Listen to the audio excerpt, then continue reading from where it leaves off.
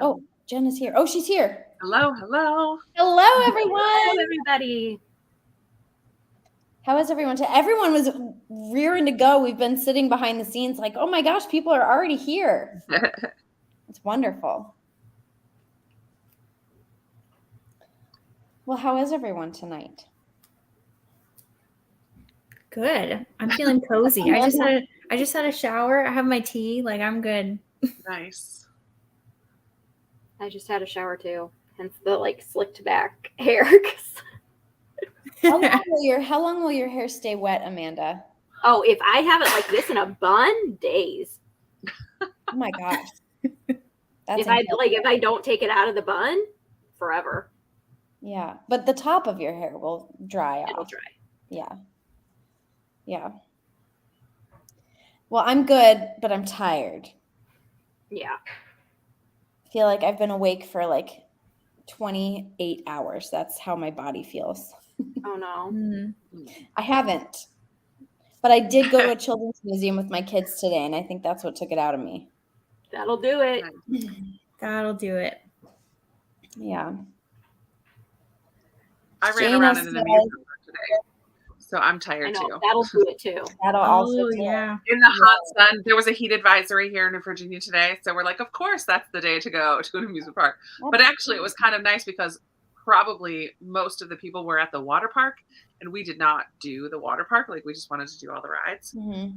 So we did not have to wait for very long in any of the lines today, which was really nice. Yeah. Nice. All right. Well, should we get into it? I think to start, we should all talk about our overall opinions of the book. All right. Who wants to start? I can go. Okay. I read this the first week of the month in a car ride all at once. So I don't really remember. I don't really remember all of it. I do remember that I really liked it. I remember being surprised that it was as heavy as it was, like sad at times even. And I just was thinking, oh, it's about this girl who wants to play on the boys' baseball team. Like, that's all at the expectations I had going in. So I didn't realize it was going to be historical and deal with the Depression and the Dust Bowl and moving to California and then working as a migrant worker on a farm. Like, I did not realize any of that was going to happen. So that was kind of a fun surprise for me because I love historical fiction. So I really enjoyed that aspect of it. I gave it 4 stars. And trying to remember what it was all about today, I'm like, oh, that's why I gave it 4 stars. Because it, while I really enjoyed it, I don't think it's one that's going to sit with you. Mm-hmm. Yeah.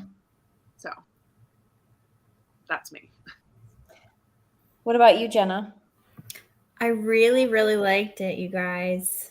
I read it not totally in one sitting, but almost in one sitting on Monday.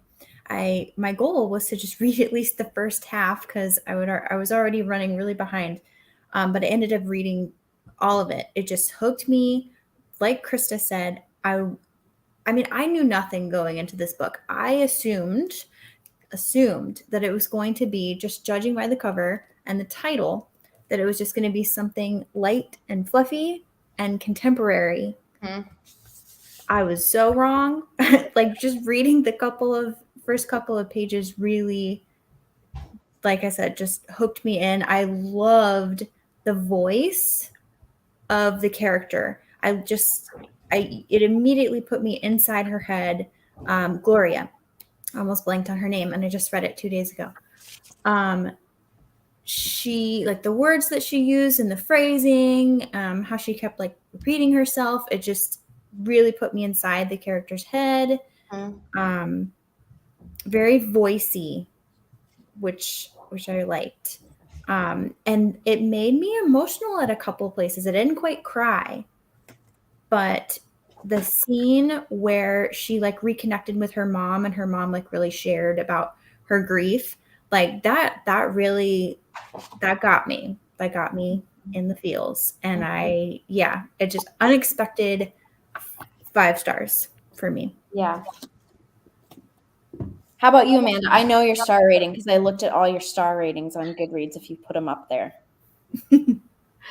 Well, half the time I change it when I talk about it, so there's that.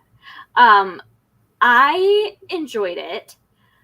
I rated it 4 stars. I enjoyed the historical aspect of it. I knew it was about the Dust Bowl and about the migrant workers that, I guess migrant, but whatever. I probably didn't say that right. But anyway, people that were working at the orchards and stuff in California at the time. So I figured it was probably had to do about like anti-union stuff, and that can kind of get heavy. I was not expecting the opening like heaviness like right out of the gate. That was intense. And I think like that kind of grief and like darkness that like overshadowed it throughout was different, something different for middle grade. A lot of times middle grade is just really uplifting and bright and full of hope, and this, I mean, there was hope in it, but it was also just kind of shadowed in this reality of what life was like back then. And I do kind of agree with Betsy. Like, I wish there was more to the baseball element of it. I was really expecting that to be more of the driver of the plot than it actually was. It kind of just felt like this. You could have done something else with the story, and the baseball thing could have just been gone. Like, I feel like it was a missed opportunity. Oh, see, I don't agree with that. Yeah, I think that's really interesting because that's not how. I like hearing that, but first of all, I thought there was just the right amount of baseball, because if there were any more baseball, I probably wouldn't have liked it. But I do think it was central because of her relationship with her dad, kind of hinging on her baseball ability, not hinging on, but in her eyes. Yeah, I guess I could see that. And I also thought it was a nice parallel to the unionizing, and like there are these kids that were able to organize themselves. There was like this interesting parallel, I thought, between, and I also thought like there was in some ways way more baseball than I expected. I mean, I knew it was going to be really heavy. Yeah, I thought there was a ton of baseball in it. Yeah. Like I thought there was the majority was baseball, but there was this other stuff happening in the adult world behind the scenes that we once they got to California. Yes. Yeah. I guess one of the things that I was missing was the background on Glow's baseball love for baseball. Like, how did she get so good at it? How did she, like, why does she love it the way she does? What is motivating that drive in her and the skill? Because you obviously, like, have you been playing catch with your dad? Have you, like, what is the driving force behind this? And I think I was kind of missing that. But I also get what you guys are saying as well. I get what you mean about that, Amanda, too, because I was kind of wondering that at a few points. Like, I was kind of wishing that we had maybe a couple of flashbacks here and there that really, correct me if I'm wrong, that if this isn't already in there. I was wanting flashbacks of like maybe her dad being totally obsessed with baseball, and then Gloria kind of latching on to that, thinking that like, oh, since I can't be a boy, I can latch on to baseball, and then maybe, my dad will, I don't know, kind of accept me more or something like that. I was wanting more like flashbacks of that nature to give a background. I also read that entirely. Like, I don't feel like, to me, I don't feel like we needed any more background because so baseball at the time, like baseball now, like baseball is still popular, but I don't think baseball today is like baseball was in the 30s, which was like, it was like America's football is now. Yeah, totally. Like everyone loved baseball. And I think that like she was definitely a tomboy, and at the beginning of the book we hear that she always wanted to be part of that boys baseball team. I don't remember the name of it now. In the town in Oklahoma. Is that where they lived? Oklahoma. I can't remember the name of the town, the Balco boys, they called themselves. So like it was clear to me that like she probably, I mean, they never said it, but like she probably practiced a lot. She wanted to be a part of it. She might not have even practiced with her dad. She might have just practiced throwing and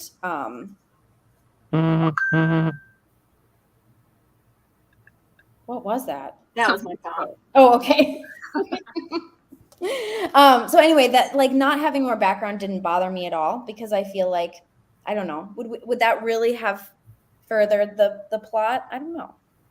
I feel like what we got was enough to give her drive to play. Yeah, I agree with that. It didn't take me out of the story, like having that absence. I questioned it a couple of times, like, oh, I wonder like how this came to be like her favorite thing. But I didn't quite take into account the baseball craze of that time period. Yeah. I mean, I think about the stories that I love that are depicted. There's a giant fly in this room. The stories I love that are depicted in and around this time period, sometimes a little after, sometimes a little before, but like someone just said, this reminded me of A League of Their Own. Well, the reason I picked this book was because like even just the cover and the fact that it's about a little girl who loves baseball reminds me of A League of Their Own, and I loved that movie growing up. But then also The Sandlot. Did anyone else watch and love The Sandlot? Oh, I love Sandlot. I love The Sandlot so much, and I've introduced my kids to it, and they're obsessed with it. And like the fact that little boy in The Sandlot, if you'll recall, that like he doesn't know anything about baseball, and he moves to this new town in California, and he wants to join this baseball team because all the little boys are playing baseball, and and he doesn't know who the Great Bambino is. Do you remember that line? Mm-hmm. The Sultan of SWAT? The Great Bambino! Yeah. What's funny is as I was reading it, I was like, this is like a mixture of Esperanza Rising and The Sandlot. Mm-hmm. And then I went and I followed Skyler Schrempp on Instagram, and she put in a post that's exactly how she pitched it, was Esperanza Rising meets The Sandlot. So yes, that was fun. that's a really good like mashup description. It was as I was reading it, I definitely was like, this feels a lot like Esperanza Rising, but yeah, I was thinking a lot about that too. Mm-hmm. Yeah. Yeah, Libby says, here, I'll put this up. You can see how these girls would grow up to be the women baseball players of the 1940s. Totally. Like this time period would have been the little girls who then become the baseball players in A League of Their Own when all the men go off to fight in the war. Yeah. This would have been, and she could have been, in A League of Their Own, wasn't one of the teams named the Peaches? Oh, I think so. I don't remember. That's funny. The Rockford Peaches, I think. I think you're right. That sounds really familiar. Something like that. Anyway, yeah. Yeah. Okay, so I haven't given my overall thoughts. I really loved it. I rated it 5 stars on Goodreads, but it probably is more like a 4.5, only because I don't know how I felt about the ending of the book, which we don't need to get into yet, but it's not like I had a problem with the ending. I just felt like there was something maybe missing a little bit, but I really loved it. I thought the writing was beautiful. Like, this is everything that I love in a middle grade book in terms of writing. And I listened to some of it, and people were talking in the comments earlier. Skyler Schrempp narrated it herself, and I just thought she did a great job. It was an amazing narration. Yeah, it was very, very good narration. Yeah. I could not find the audiobook. I tried, but it wasn't available on any of my platforms. Well, it's on Scribd. Well, I paused my membership. Bad timing. I know. Yeah. I thought the writing was great. I loved the character. I felt like the characters were very three-dimensional, and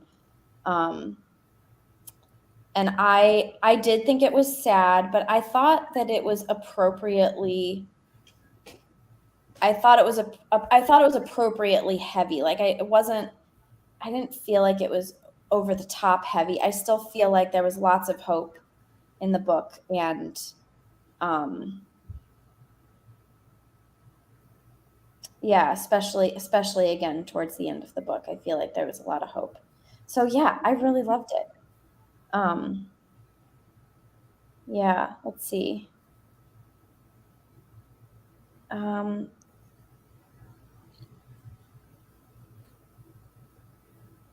What else was I going to say? Let's see. Okay, did anyone? Okay, let's talk about some of the themes in the book. Like one of the things I wanted to talk about was honor, and maybe because okay, all right. I took a picture of this quote at the end of the book. I'm gonna find it. This was my favorite quote from the book.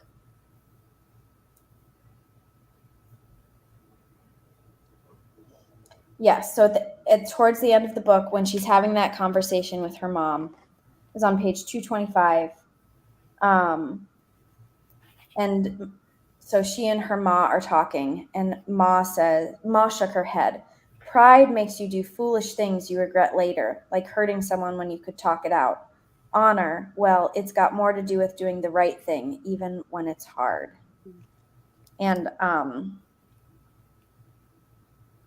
so yeah, I just thought we could talk a little bit about honor and how we saw that played out in the book. Does anyone have any thoughts about that?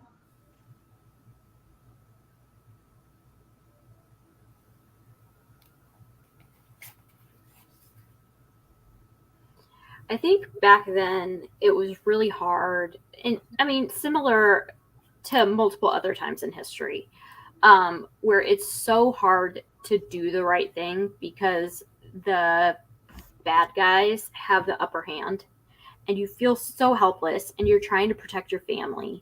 Because you think about these men who did try to speak out, and then they would get beaten up or killed or thrown out, and then they're trying to provide for their family in a very tumultuous circumstance where they're barely getting by anyway, and they're trying to feed their kids, and like it's so difficult to think like what would you do in those circumstances, because we all want to say like, oh yeah, I'd stand up to him and I'd do the right thing, Right. but when you're those men trying to protect your family, like who's to say you wouldn't be the guy that like snitched on everybody? Mm-hmm. Because he had a baby he was trying to protect. Like it's so difficult to like think about it like that. And so I don't know. Yeah. I feel like she depicted that with a lot of nuance because you see this man and the way that couple and their baby are described at the beginning of the book, you understand how desperate they are. Mm-hmm. And I think that was a great way of illustrating the choice that these people had to make, these men in particular, since they were the ones who providers. Yeah. This very difficult choice that these men had to make. Like, do you stand up for what's right and risk everything, or do you like make like do you choose to rat out other people who are thinking about striking and potentially be able to provide for your family for another day, or like step up another ring on the ladder? Even knowing, like we know, right, that doesn't really give them any more authority or clout or position. But I can only imagine how difficult that was. That whole reading, and I remember this in Esperanza Rising too. It's so infuriating to read about these people who were in a position where they were making so little money. They were so exploited, like having to like how expensive everything was. They had to buy groceries from like the company store, and the prices were jacked up, and they had to pay expensive rent and electricity, and they would never make them dependent. Yeah, it would make them dependent. They'd never be able to make more than, and probably they would probably make even less than what they owed. So then they would continue to have to work to pay this. Oh, it's just so frustrating. Yeah. I also thought it was interesting, like at the beginning of the book, how Gloria viewed her father. Like when the bank man came to take their house away, and she's like, why isn't he saying anything? I'll say something to him. Like, and how he was trying to protect her, but she saw what was going on. Just like, I don't know. I just think about the way that our kids view us as adults and their perspective on it, even though they don't see like all the turmoil that's going on, and how it's everything in us to say, this is what we have to do, even to make the hard decisions. But to kind of see her come around to that, like after she has that conversation with her mom, I think I don't know. I think it's good, like for a middle grade novel, for them to, like for kids to be able to see, like, sometimes your parents aren't telling you things because they're trying to protect you. It's not because they don't trust you. It's not because they don't think you're old enough. It's just they're having to make really hard decisions that they don't want you to. Sometimes they're embarrassed, you know? And like, I don't know. I just thought that whole perspective was interesting. Yeah, I too. Yeah, go ahead, Jenna. It just reminded me of that conversation that she had with her dad where she was like, it's just not fair. And he was like, really? You don't think it's fair? Well, this is everything that I've been doing over the past however long it was. Just like, you know, with my hat in my hands, just like begging for one more week of credit at the grocery store and this and that. Little details that she hasn't been privy to as a child.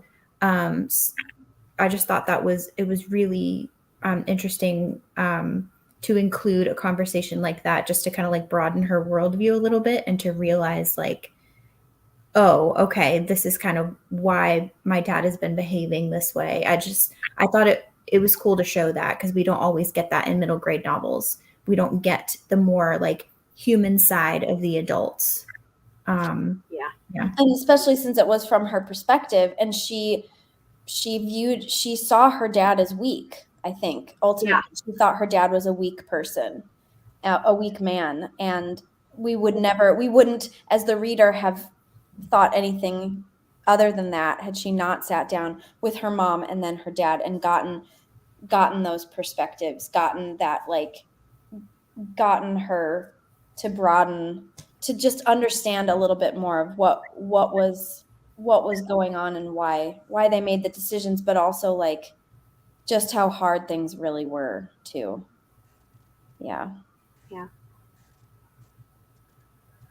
I think that kind of, comes back to your question about honor, like that, all of that conversation, and her even thinking that her dad was weak in the first place is like, no, this is actually what I've been doing.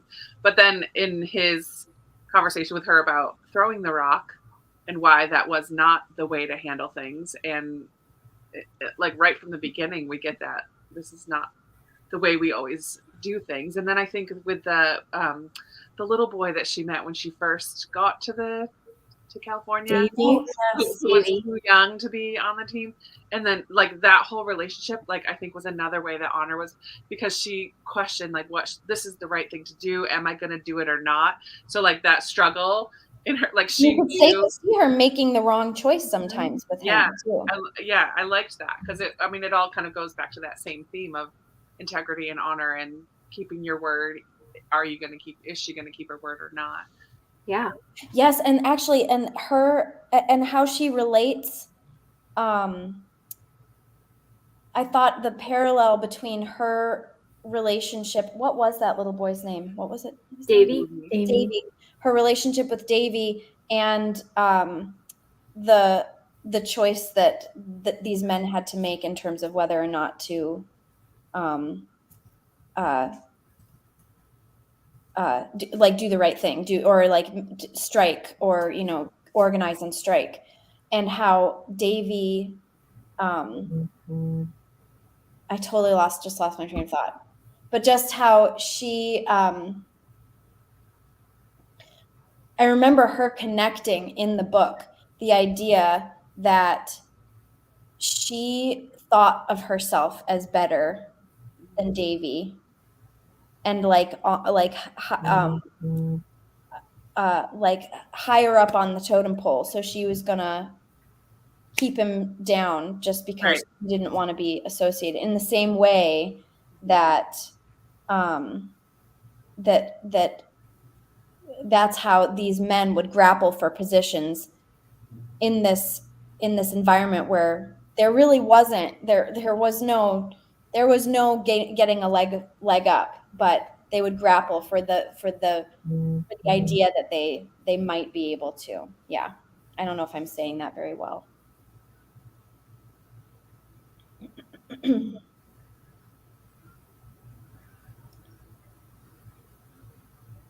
Yes. Katie says, when Ma explained why she was happy to leave the old home in Oklahoma. Oh my goodness. My heart broke all over again. Yeah. Mm-hmm. Yeah. I would have loved to see more of Ma, and because at the beginning, do you remember when she's talking about how Ma always said that if she had a parlor or a sitting room or something, then life was good. But of course, they moved to this place where they just lived in like a little one-room shack. Yeah. And I would have loved to get more of Ma's perspective, especially because of this exact thing. She was happy to leave that home, and yet she was going into a situation where she was a lot worse off. Katie, I thought that too for a moment. I was like, oh, is Davy gonna tell on them? I wondered whether that would happen, but he was just too pure of heart, I guess.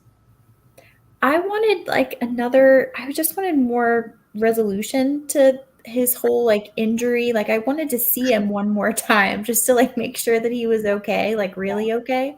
And now I can't remember. At the end, did they say that he woke up? No, we don't know. Okay. I think he left something. I don't remember what it was. She left something when they moved on, or when they got kicked out. She left something and said, "No, give it to him when he wakes up." Yeah. Was it her baseball? Was it her baseball? Might have been. Yeah. Oh, yeah, I think so. Okay. Yeah, I just wanted to see him like wake up, you know. Maybe it's not realistic because of how quickly that they had to leave, but it would have been nice. Yeah. I think that's probably the biggest issue I had with the ending. I don't love books where everything ties up neatly in a bow, but I feel like, do you? Tie it all up. I love it so much. I could go either way. I don't really care. My favorite endings are bittersweet endings, and this was a bittersweet ending, but and I don't.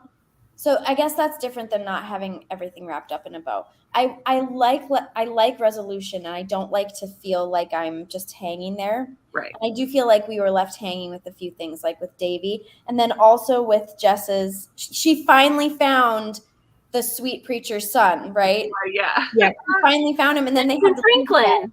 Yeah. And then they had to leave. Yeah. And she would like be like, oh, maybe he's walking down the street at this new farm that they're at, but we don't know. We never see him again. I love that she kept writing him letters to his grandpa back in Oklahoma, and eventually he'll get them. And I love that that's like her journal. Like she just writes about stuff that she doesn't tell anybody else, and like I love that. Yeah.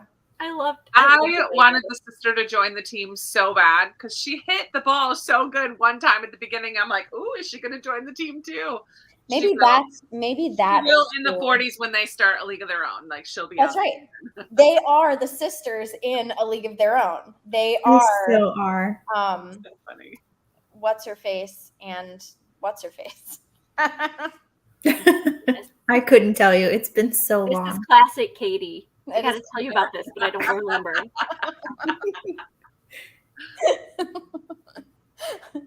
Yeah, I like. I loved. Oh, go ahead. No, I just saw Danielle. I like the sister relationship so much too.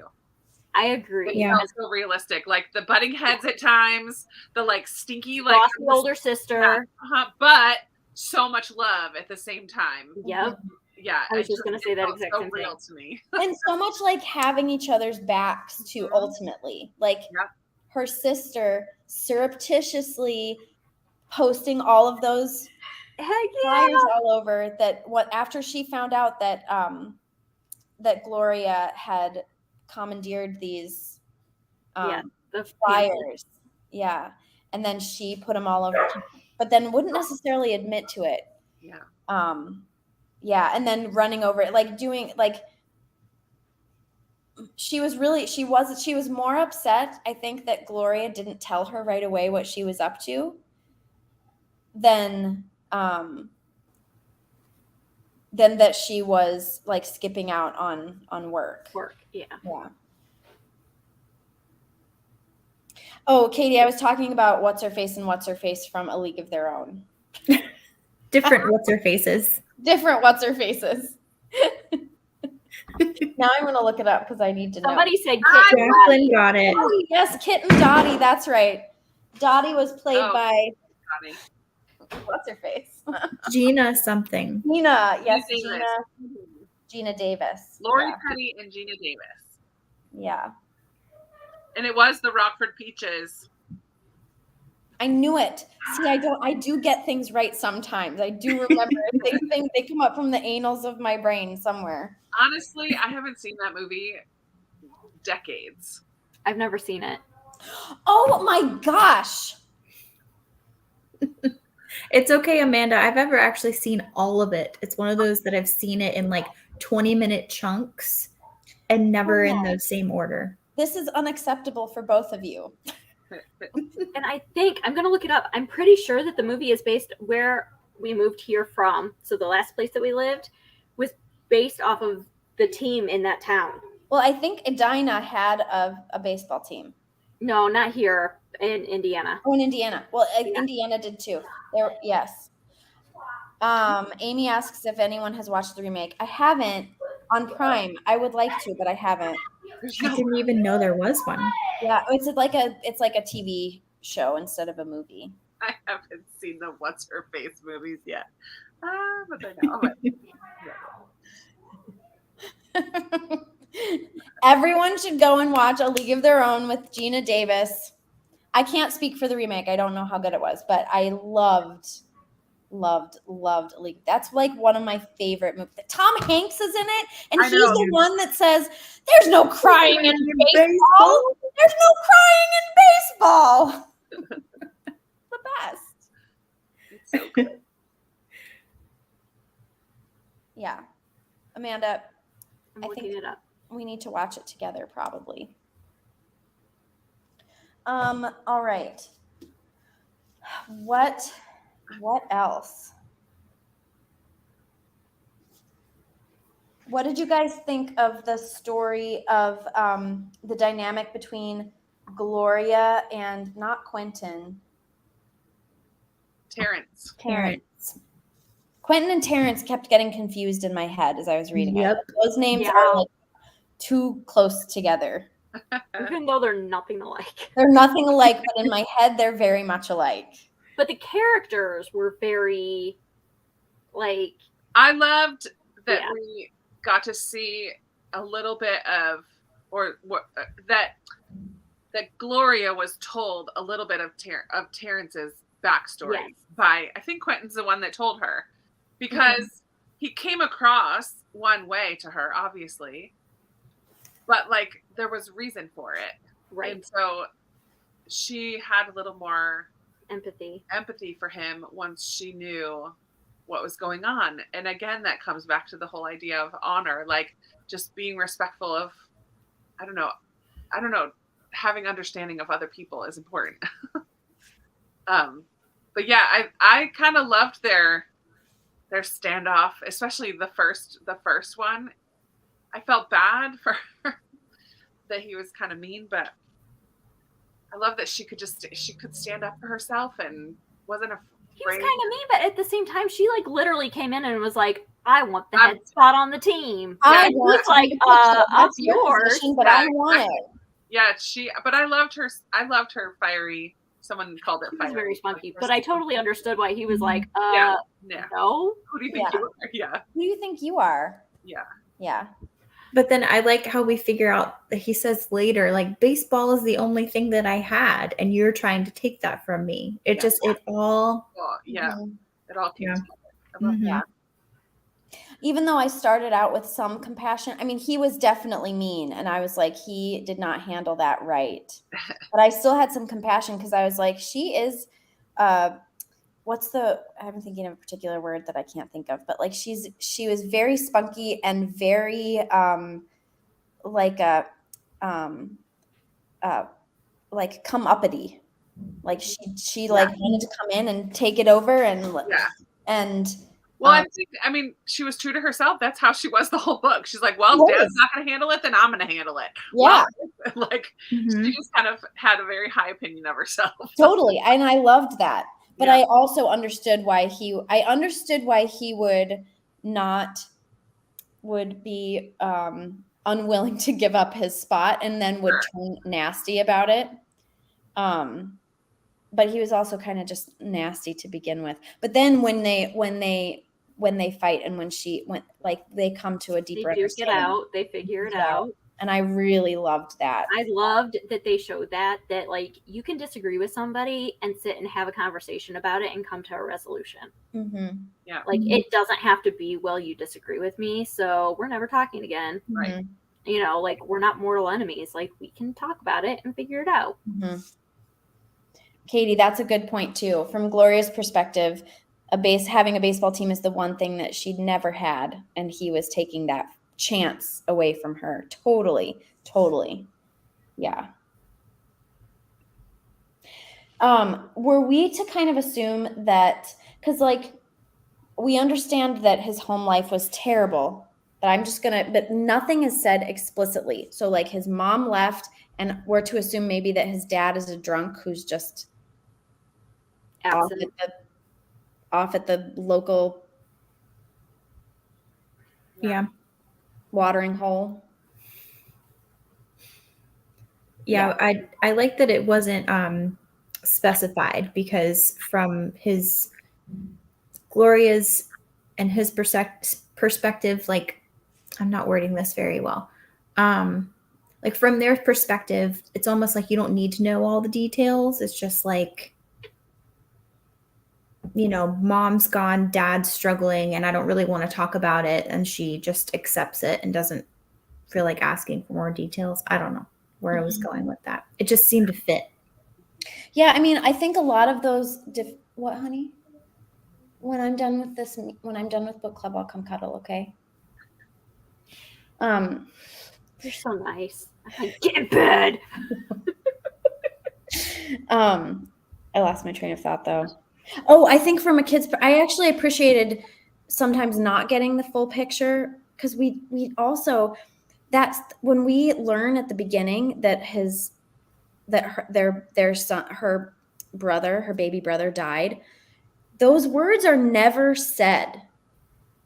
It's just heavily implied. Mm-hmm. And I thought that was a really, really interesting choice. And as the book goes on, you understand more and more what happened, but it's not really, nothing is explicit at the beginning of the book. And so I thought that a lot of those heavier things just that weren't said explicitly, I thought that was a really interesting and a very true choice, because I think a kid who, and we're getting this from Gloria's perspective, a kid wouldn't fully understand those really heavy things. So as an adult reading it, or even as a kid, you're like, something, you know, this isn't, what are you laughing at, Amanda? Teresa. Wait till I'm done and I'll come cuddle with you.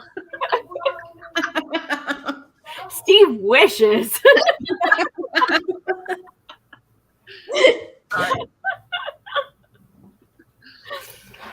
Anyway, you were saying?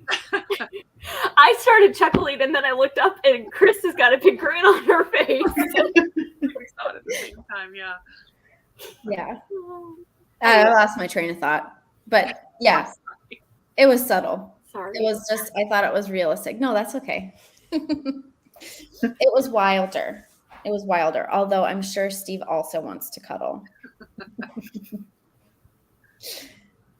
Wink, wink, nudge, nudge. Cuddle. The middle grade book club. What'd you say, Kristen? He said, this is a middle grade book club. I didn't say anything.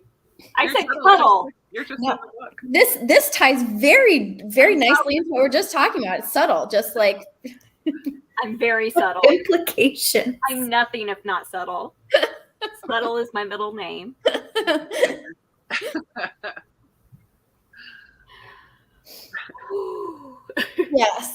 Yes. Oh, Teresa, you don't need to apologize. Oh, Libby, this is a good insight as well. One of the things Gloria learns is that just because she thinks she knows something doesn't mean she actually understands what is going on. And we can say that that is true in multiple places. It's true with her parents. It's true with Terrence. How her mom feels about the baby. How her mom feels about the baby. And moving away, yeah. Mm-hmm. Yep. Yeah. Probably a little true with Davy as well. Mm-hmm. That one might be a little bit more of a stretch, but I think it fits a little. Yeah.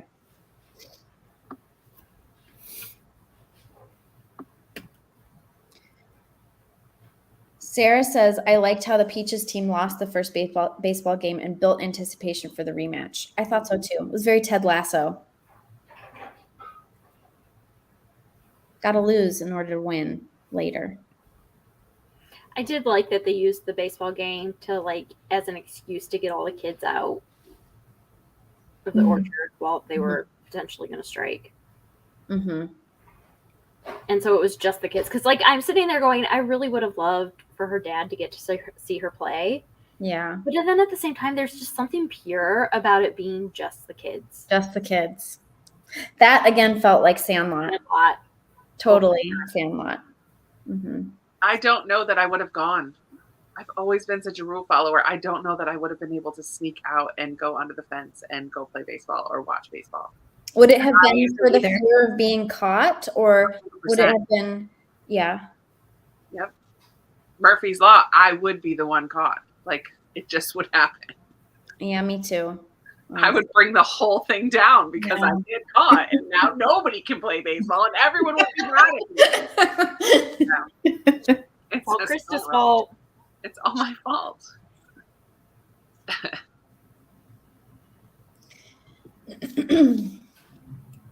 What did you guys think of the very end of the book? So that at the very end of the book, they are talking to the other girl. They basically become, I think, this. Let me know if this is your interpretation. Traveling agitators. They become traveling agitators. So they become. That's what I got. Yeah, they become who's that guy that they saw beat up in? The older guy? Yeah. Grady. They become like a Grady. Because at the end of the book, in the author's note, she talks about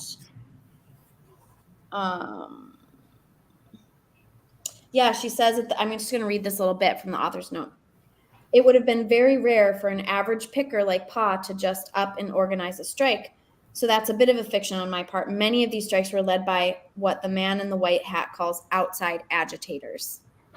Some of them were union leaders. Some of them were members of the Communist Party. Some of them were both. They were often called Reds for a color that has long been associated with workers' rights. And they would pose as laborers to get access to the camps and coordinate walkouts and strikes from there.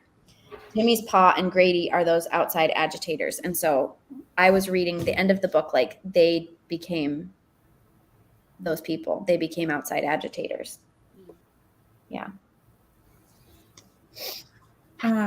Yeah, I thought it was interesting, a little unexpected, just judging or remembering how they came into the camp, just like wanting to keep their heads down and follow the rules and things like that, and just kind of do what they had to do. But then that conversation that Gloria had with her mom, where you mentioned your favorite quote, where she said about doing the right thing even when it's hard. I think it made sense in that light. Mm-hmm.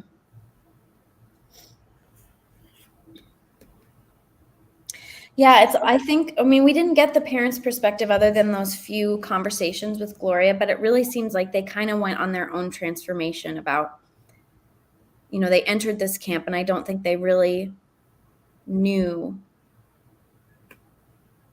They didn't know how bad it really was, or like what conditions were really like. And then as they learned, they became more clear-sighted about what needed to happen.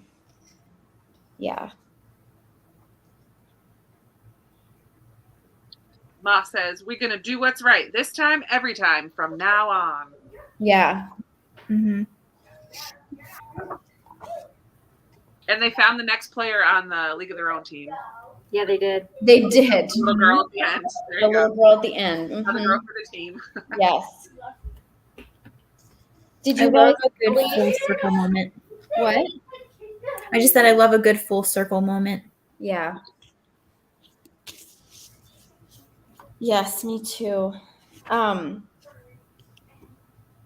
see. Katie says, I thought how the man running the orchard always emphasized that good Americans always did what they were told, basically, which ironically sounds more communistic. Totally, especially given the fact that not really how good Americans do things, right? Like we have a long history, long storied history from our founding of not doing as we're told. Yeah.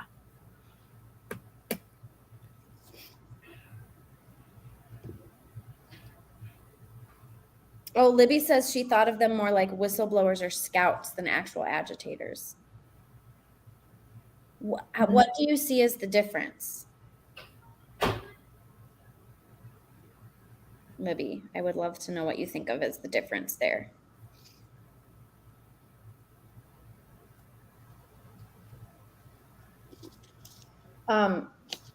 Okay, we've got like 10 more minutes. Have you guys read any of the other books that she mentions in the author's note? She gives like further reading. Did you guys see that? No, let me grab it. Other than Esperanza Rising, no. And Out of the Dust, I've read. Yes, same. Those are the only two I've read. But she also mentions the Mighty Miss Bologna by Christopher Paul Curtis, which is on my list. Yeah, is that set during this time too? I didn't know that. Apparently, yeah. Or it might be more Great Depression. If you're interested in reading more about the Great Depression and stories about kids who lived through it, okay, check out these titles. And I was curious because some of these I've never heard of, and I wondered whether they were all middle grade books or whether some of them were some of them nonfiction. I was going to say some of them sound like history nonfiction. Right, like the Great American Dust Bowl, but is that middle grade nonfiction? Full of Beans. Oh, that's Jennifer L. Holmes. Yeah, no, I haven't read that, but I might have that. Oh, is she the one who what else has she written, Amanda? She's written Turtle in Paradise, and she's got a lot of stuff, I think. What's the other one? The Goldfish. There's one with a goldfish too. 14th Goldfish, something like that. Huh. I've never heard of those. I have Mighty Miss Bologna, but I've only read Bud Not Buddy. Yeah, I've only read the Watsons Go to Birmingham, 1963, Well, Mighty Miss Bologna is a companion novel to Bud Not Buddy. Yes, I have both of them. Then I need to read both of them. Bud Not Buddy is really good. You want to do it. Well, I really loved the Watsons Go to Birmingham. So I know that I'm gonna love Bud Not Buddy and probably the Mighty Miss Malone. But I'm curious about some of these others, like Years of Dust. I know, okay, just by this title, I know exactly what picture they're talking about. Migrant Mother, How a Photograph Defined the Great Depression. Do you guys know what picture they're talking about? No. Oh, I'll show it to you and you'll know exactly which one.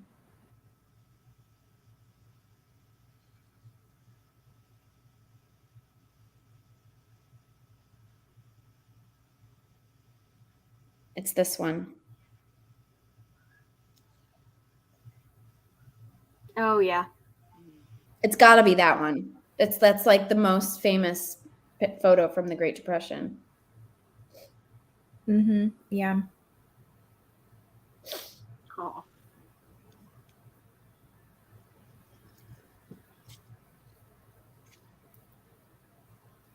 Yeah, if I loved this book so much, and I love Esperanza, which is one of my favorite books from my childhood, I have a feeling that I'll probably Esperanza Rising. It's a great book. Interested in learning just more about this time period. Mm-hmm. Out of the Dust is also fantastic. It is. That one's a novel in verse. Mm-hmm. Yeah, Okay. and it's really short, very short novel in verse. Warren Hesse. And it won the Newbery. Yeah. Back in the day.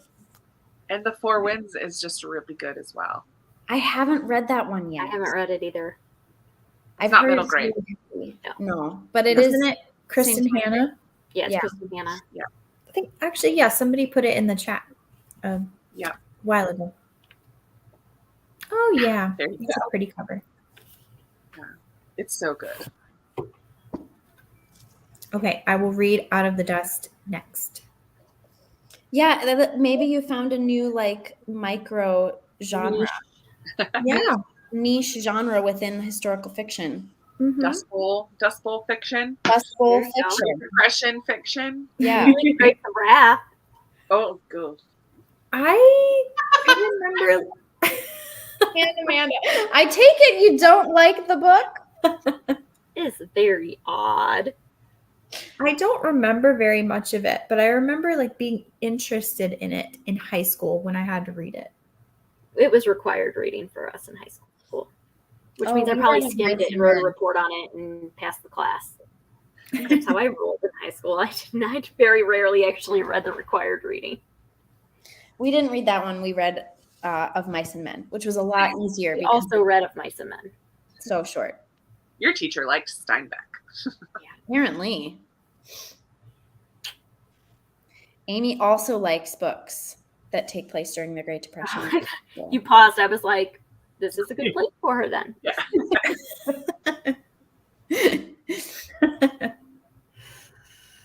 Hi, Bae. And here's what Anne says about The Four Winds. It's on my list. I need to read it. I also am interested. You know, I love I think the Great Depression, there are books that take place during the Great Depression, but there aren't as many as like World War II. I think that's Oh my goodness. No, there's not as many of anything as there is World War II. Yeah. Amy's All right. comment. What, Amy?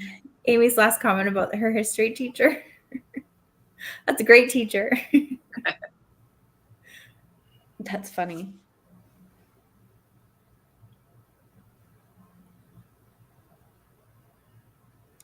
Yeah, we didn't. I've read of Steinbeck. I've read Of Mice and Men, and then I read East of Eden, which was incredible, but really difficult.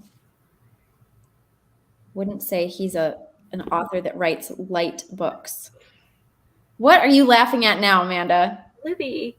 Yeah, it's the Grapes of Wrath. You pretty much got it then. You get the Oh, gist. it's stuck in my head, the song. What is the song from the VeggieTales Grapes? Was this a whole VeggieTales movie? Yeah. What? There's an episode. There were an episode. Early Like the early half-hour episode. movies. Oh, it was the Grapes of Wrath were like characters in the episode, but the episode wasn't based on the Grapes of Wrath. It was like they were just passing through. Wrath was like anger. Yeah.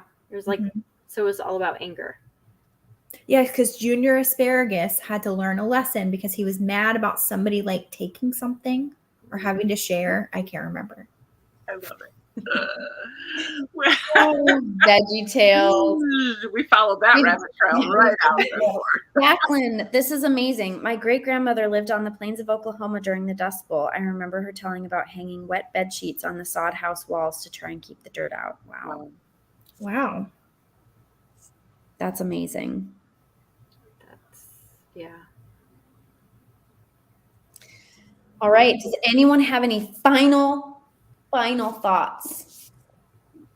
I thought it was really atmospheric too. I was just like, you were there. Okay. Yeah, her writing was very transportive for me. Does anyone know, was this her first book?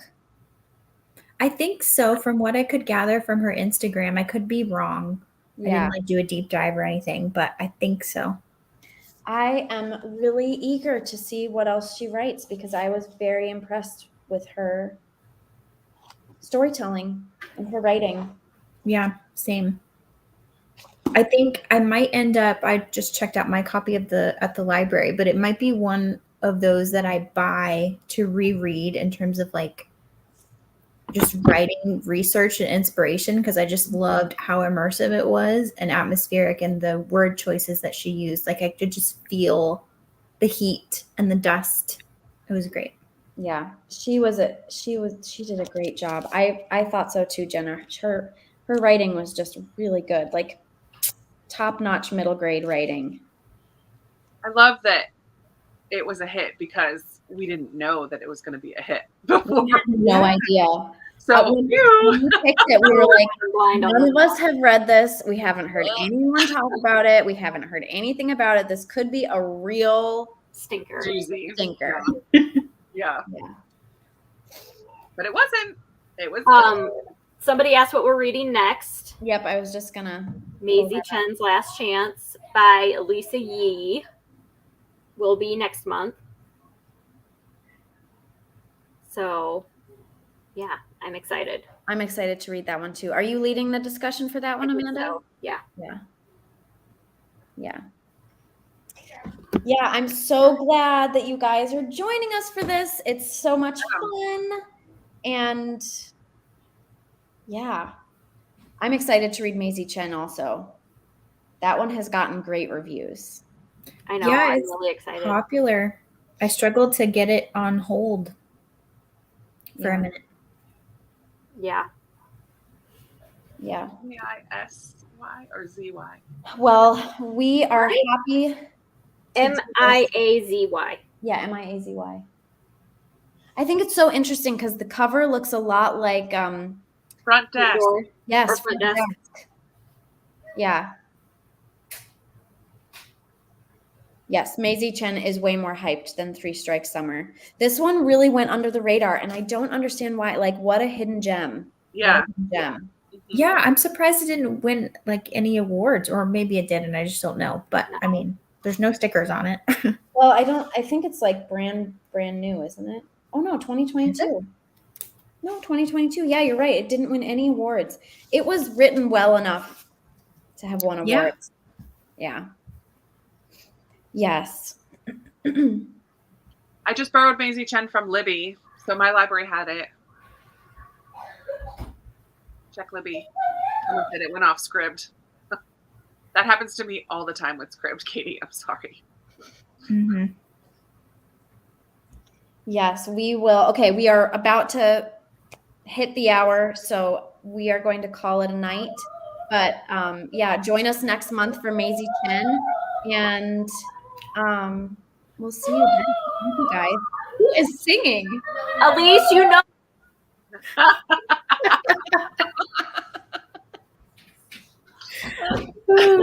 On that note, literally. We'll start.